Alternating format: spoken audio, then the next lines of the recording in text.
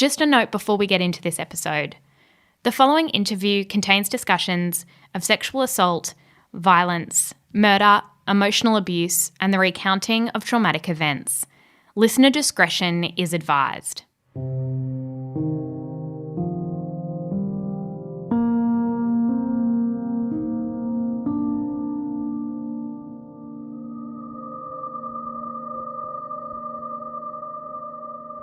It was February 6, 2003, when Kristen Snyder attended a training course in Anchorage, Alaska.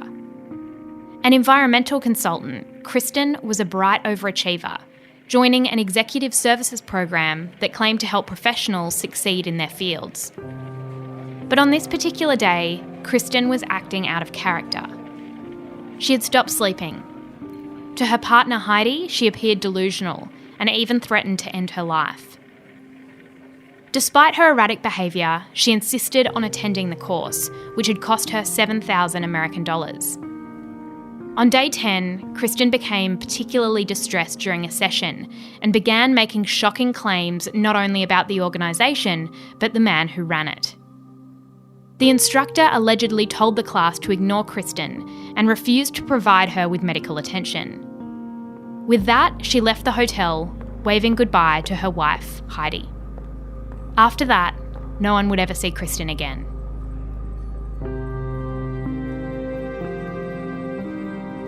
The course she attended was run by an organisation named NXIVM, a multi-million-dollar pyramid scheme founded by a man named Keith Raniere.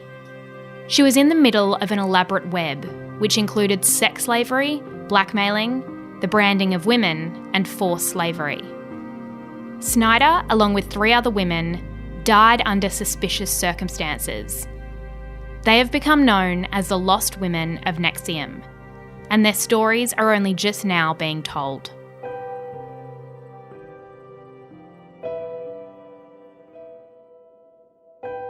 I'm Jessie Stevens, and this is True Crime Conversations, a Mamma Mia podcast looking into the world's most notorious crimes by speaking to the people who know the most about them. In this episode, I'm joined by former NXIVM publicist turned investigative journalist Frank Parlato. Frank was the first person to reveal that NXIVM was branding women. In his new documentary special, The Lost Women of NXIVM, Frank takes a deep dive to answer the questions surrounding the tragic deaths and mysterious disappearances of 4 women who all had connections to NXIVM and its founder, Keith Raniere.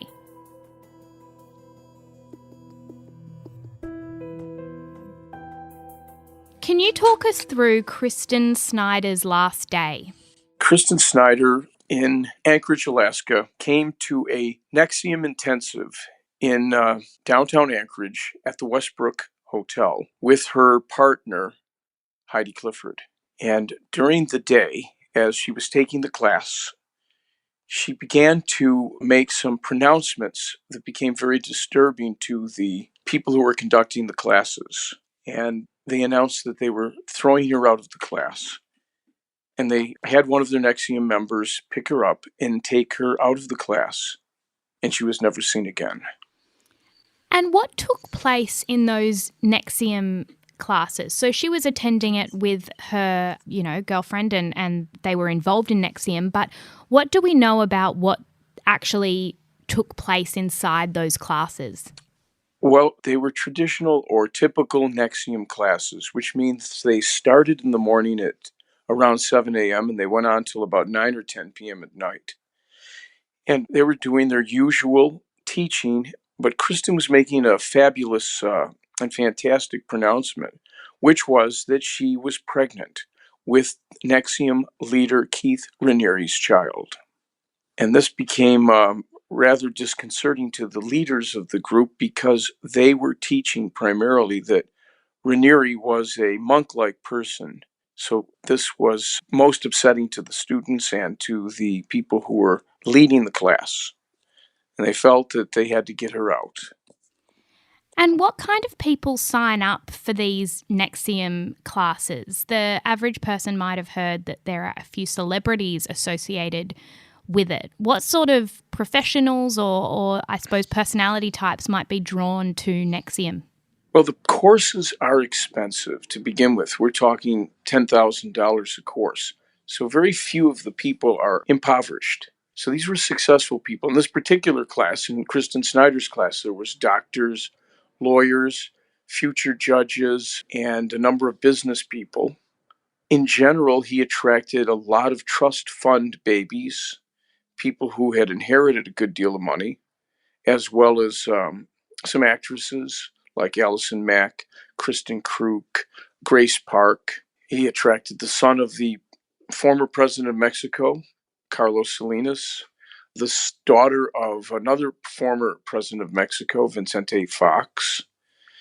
He attracted the heiresses, two of the heiresses of the Seagram's liquor fortune, Claire and Sarah Brofman, among other well-known personalities, and quite a number of people who are not celebrated, but are people who were, in the various worlds of business, finance, and beauty. And what did he claim to teach them? Was it a sort of self-empowerment, self-help type class?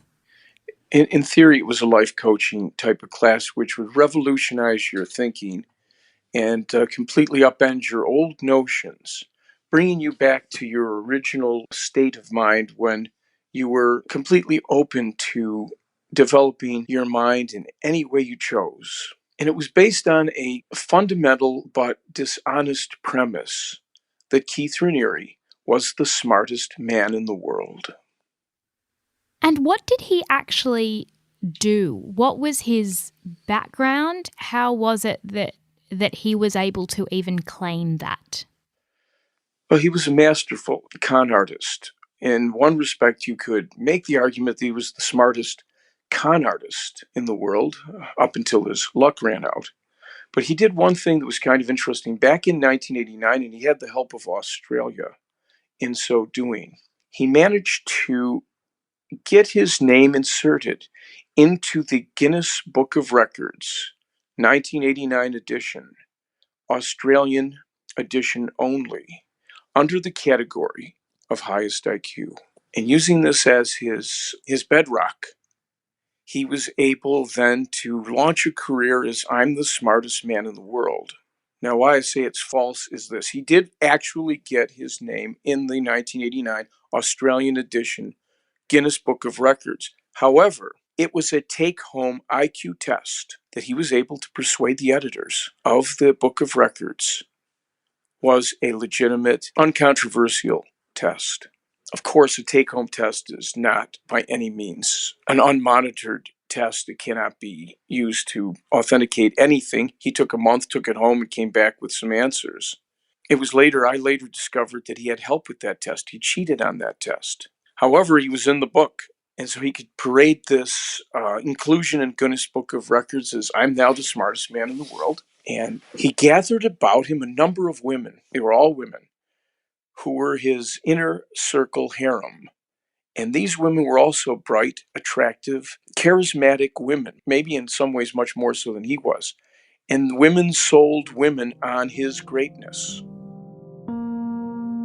He was preying basically on all the girls in the community. He had a plan. His plan was to become a mentor figure, a teacher of these young kids. Often when you counsel people who were, say, children of what you call abuse, some little children are perfectly happy with it until they find out what happened later in life. And then it's more society that abuses them than actually the parent. He's like the spider in the web, pulling people in. Well, Raniere used to love giving examples like having sex with children. Why shouldn't grown-ups be able to have sex with children? Why is the age of consent 16, 17, 18? Why can't it be 12? In other societies in the past, like in Rome or whatever, the standards were completely different. He's trying to normalize certain things that he wants to be normalized in his world. One of Raniere's longtime followers sent an email in which she told Raniere, "You can have my daughter." She was only 15 years old at the time. Going back to Kristen for a moment, who was in this class, and she started shouting things that were quite critical of Keith. What did she do for a living? She was an environmental consultant, and she had her own business in the Anchorage area. And she was forcibly removed from this class because of what she was saying, and then her car was later found with a note inside. What did the note say? The note appeared to be a suicide note. It didn't actually say, "I'm going to commit suicide," but essentially the note said, "I have been brainwashed. I didn't even know I was dead, but I took a course called NXIVM, and it has essentially persuaded me that I am no longer alive in this body. May we persist in the future." And then mysteriously, it said on a second sheet of paper, "No need to look for my body." And was her body ever found? No, her body was never found. And the area where she went missing is this Resurrection Bay, and it sort of looks like a big lake. There had been people go missing around there before. How common was it to find bodies that had been lost in that area? Is it possible that she had gone missing there and it was just unlikely that they would ever find her body? It's far more likely that they would have found her body. I spoke with the harbor master for Seward, where Resurrection Bay is, who is essentially in charge of the harbor of the waters there. And he said in his entire career, which encompassed the time period when Kristen was there to the present, out of 20 or so bodies that went missing, they found everyone except for Kristen Snyder. I was the director of the ski patrol. Chris had expressed a lot of interest in search and rescue, so I was grooming her, if you will, to be the next search and rescue leader. Chris was a great person, super nice, smart. She's a very close friend of mine. She was a stable person. This was so unbelievably out of the ordinary in terms of behavior for her. Heidi called me that afternoon and said, "Chris walked out of the ESP seminar this afternoon, said something scary-ish, and left." And Heidi had not chased after her at the time, but when she got home a couple of hours later, Chris was gone. The ski patrol, which is a rescue organization, is like, we got to find Chris. 30 Nordic ski patrollers out there looking, on top of Alaska State Troopers, the Anchorage Police Department. There's a Coast Guard cutter, helicopters in the air, hundreds of people looking for Chris. It was like a police officer who gets shot. And the call goes out, police officer down. And you don't get one police car that shows up, you get 20. And it was like that with Chris.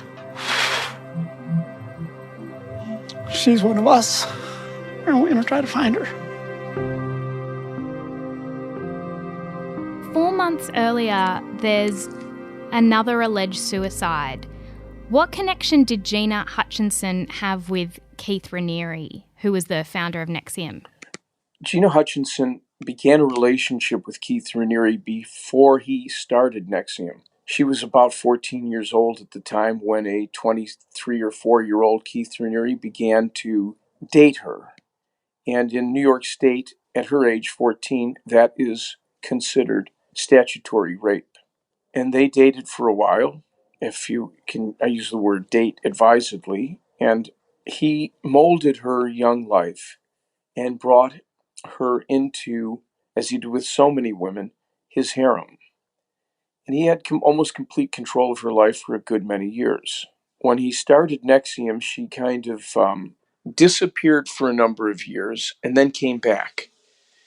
It's my suspicion that she began to reveal certain aspects of Keith Raniere, including the statutory rapes and the fact that he was anything but a celibate monk, to some of his rank and file followers. And then shortly thereafter, her body was found a couple of hours from Raniere's home in a wooded area, part of the property of a Buddhist monastery, shot in the head. It was ruled a suicide. Was there anything suspicious about the way her body was found?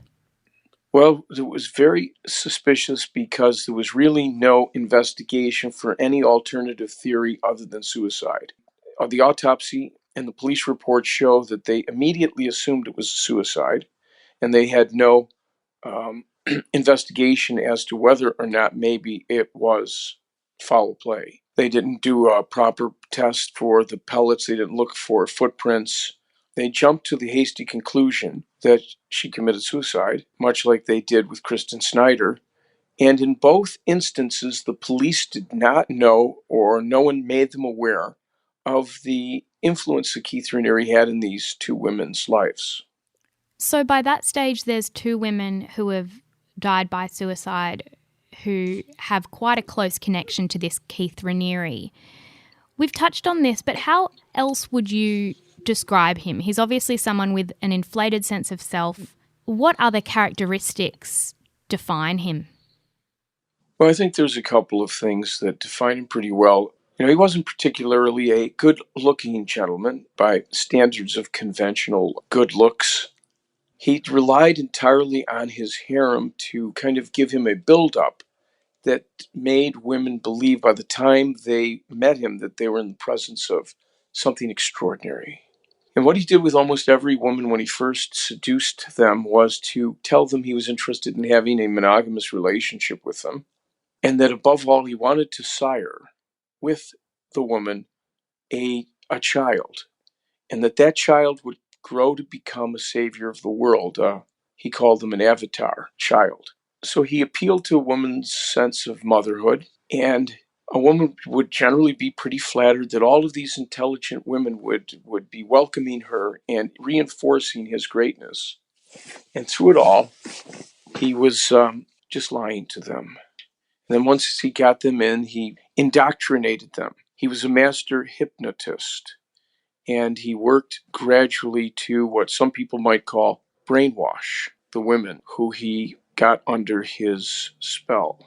And in what ways did he control them? There's one point in the documentary where it explains how he would control how they ate and their weight and that sort of thing. In which other ways did he sort of control their lives? Well, he controlled their diet. They had to remain extremely lean. Some would call it emaciated. He taught that any woman who ate more than 900 calories a day was not spiritually advanced. So he always kept them very thin and on a vegetarian diet. He also monitored their sleep. And because he slept all day and was up all night, while the women had to stay up all day and work for him, he could keep them up at night at will and limit their sleep. I doubt that any woman in his harem ever got a full 8 hours straight of sleep when he was around. In addition, you couldn't cut your hair, and that means any of your hair. If you were a woman, you had to let your hair grow exactly as it grows on your body without any kind of grooming, without his permission. He demanded 100% obedience. And anyone that didn't do exactly what he said would soon find the rest of the harem women descending on her with a either change or you will be shunned. He had this tight inner circle which both Barbara and Pamela were a part of. How would you describe their relationship with him? Well, they were I would call inner circle. There was about a half a dozen of his closest confederates. One was Barbara Jessie, another Pamela Fritz, a third was Karen Unterreiner, fourth was Kristen Keefe, who appears on in the film. All four of them got cancer. Two of them died, two of them survived. These four inner circle women lived in the actual residence of Keith Raniere's. And as you say, both Barbara and Pamela died of cancer. In what way is that suspicious? Because, cancer is obviously quite common, but there was something a bit unusual about the cancers that they fell ill with. Well, I think it's very unusual because he lived with 4 women and 3 cats. All 4 women got cancer, and all 3 cats got cancer. Keith used to always talk about how cancer was the New Age method of assassination, and he even laid the cancer at the doorstep of one of his followers' parents, claiming that they had found a way to give them all cancer. What we discovered when we tested one of the cancer-stricken women's hair was that she had extraordinary levels of 2 toxic cancer-producing metals in her hair, at the time when she was living with him, and that is barium and bismuth. And how would she have those? Like, what in her environment would attach itself to her body in that way? Well, that's inexplicable right off the bat. How she could have so much barium and bismuth in her body suggests that, well, barium is found in rat poison. It suggests that she was poisoned. And I think it's fair to say that Keith was a chemist. When he went to college, that was one of his majors, chemistry, and he knew how to manipulate various toxins for purposes that he alone perhaps knew. I think he poisoned all of the women, and even though there may be no way to ensure that someone gets cancer, I think by a slow poisoning of the women he lived with would ensure that their immune systems would be compromised. And what I think happened was they all got sick, and I believe that it was deliberate. These were aging harem members, and he had new harem women coming in all the time, younger, prettier. And I think it was out with the old and in with the new. One of the new was Alison Mack, who was an actor in Smallville. And when headlines came out about her affiliation with NXIVM, it sort of garnered worldwide news. I think it was about 2018 when that infiltrated popular culture. What came out about the cult at that time? Well, yeah, what came out was that Keith Raniere, with Alison Mack, who was his quote-unquote slave, were branding women on their pubic area with his, and some say hers, initials. So they took a hot cauterizing pen and were branding the women as slaves with the initials of Keith Raniere. And if you look at the brand, quite possibly Alison Mack's initials too. That's still in dispute, and we can't get anything authoritative because neither Raniere nor Mack will talk on the record about it. In addition to the branding, they also held blackmail-worthy material on all of the women who were required to give it on a monthly basis so that they could hopefully enforce the obedience. And if any woman wanted to get rebellious, they had the blackmail hanging over her. And Keith Raniere did eventually stand trial. What charges were brought against him in the courtroom? He was charged with racketeering conspiracy, identity theft, forced labor, and, most significantly, sex trafficking. And how about Alison Mack? Alison was originally charged with sex trafficking, racketeering, and forced labor. She did not stand trial. She took a plea deal where she admitted to committing racketeering and racketeering conspiracy.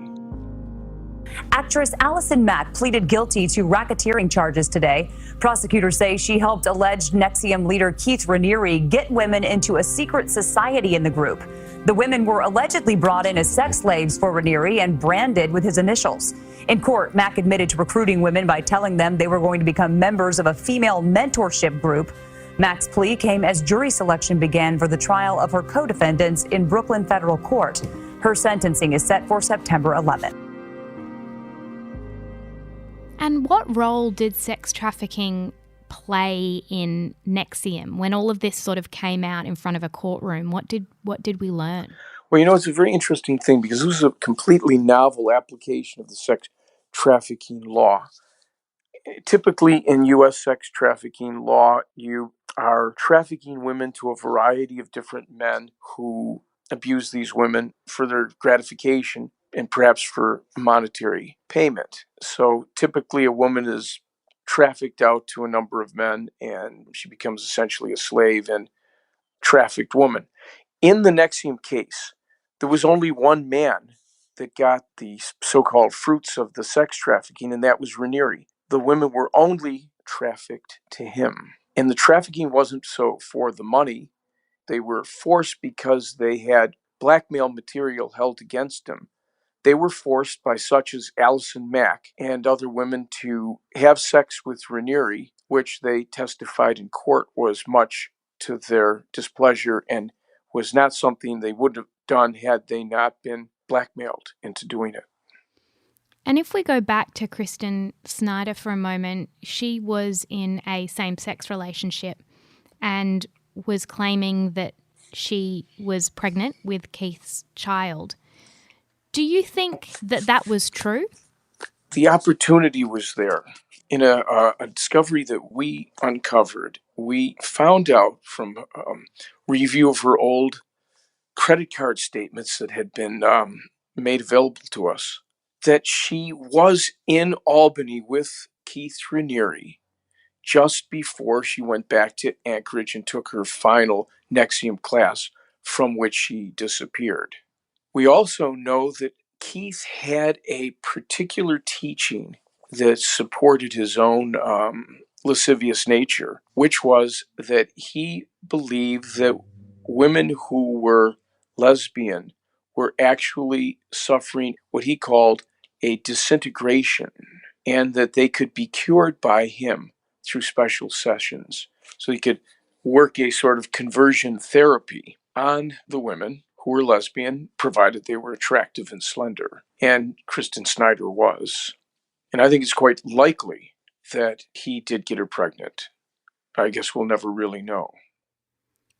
In the documentary, you do a handwriting test based on the note that was found in her car, because there is, I suppose, a question about whether she wrote that or if someone else did. What conclusion did you come to? Well, the handwriting expert could not conclusively give an opinion. No, there were some letters, some parts of the script that looked similar, and there were other parts that looked drastically different. We don't know. We do know that Keith Raniere would have a strong motive to murder Kristen Snyder if his secret, the secret that he and only his harem knew, that he was nothing like a celibate, but actually a very sex-addicted, middle-aged man, that would ruin his entire business, which was attracting wealthy people to pay big money for classes. And at that particular time, he had just become introduced when Kristen Snyder and Gina Hutchinson, in that 4-month period, happened to coincide with a time period when he met Claire and Sarah Brofman, heiresses of the Seagram's fortune. And they were just getting lured in at the time. And they were just beginning to believe in his greatness, that he was a great monk, Buddha-like monk, who could solve the problems of the world. And with their money, he could do it rapidly, change the course of the world. And part of their strongest belief was that he was like Buddha, a monk who had renounced all for the welfare of the world. Finally, I just wanted to ask, so Keith Raniere has been convicted, and this documentary provides some question marks around the lost women of NXIVM whose deaths still... There are questions. There are questions around them. Do you think that it's likely that there are a number of crimes that Keith Raniere wasn't convicted for? That there are a number of things he did that have not been seen before a court? I believe that sincerely and unequivocally, including the murder of these 4 women. The greatest crimes that Keith Raniere committed, he has not been convicted of. There's a verdict in the case surrounding an Albany-based sex cult. The jury found Keith Raniere guilty on all counts. He said he was running a self-help group for women. Let's listen now as he was found guilty, and we're listening to some of the women react to this verdict. They had seen some of this evidence, and it was truly shocking. Truly shocking for them to realize how they had been used and manipulated beyond their imagination. It was horrific for them, actually. When you first heard the word guilty over and over and proven over and over, what feeling went over you? Like, how did you feel? There is no feeling to describe. There really isn't. Just waves of emotion and relief, just incredible relief. And the quickness of the work. Yes. That must mean something. Yes. You can't fool a New Yorker. Right. You can't. They saw it. They saw it in the evidence, in these brave witnesses that came forward and spilled their souls and told their stories. They saw the truth quickly, very quickly. What will you two do next? Go have a drink. In the end, Keith Raniere thought, I can dominate any woman. But in reality, it was women that brought Keith Raniere down.